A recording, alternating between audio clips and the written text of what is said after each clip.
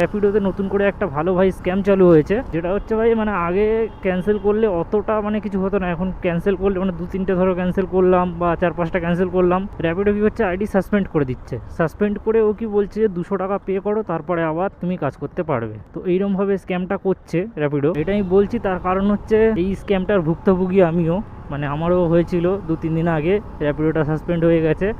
তো তারপরে আমি ওখানে পে করতে দেখাচ্ছিল, তো আমি ভাবছিলাম যে পে করব।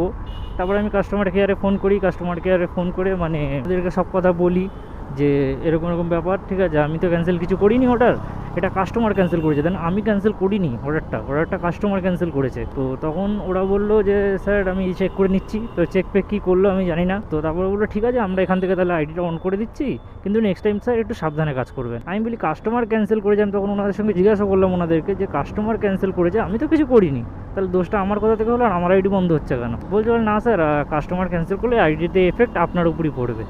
মানে ঠিক সেম ওই পার্সেলটার মতন, পার্সেলও এই সেম কথা শুনেছিলাম আমি, এখানেও আমি সেম কথাই শুনছি। এটাই হচ্ছে ব্যাপার, অনেকের সঙ্গে আশা করি হয়েছে, ভুক্তভোগী অনেকেই রয়েছে। তো যারা যারাই কাজ করে ভাই একটু সাবধানে করো, দেখে শুনে।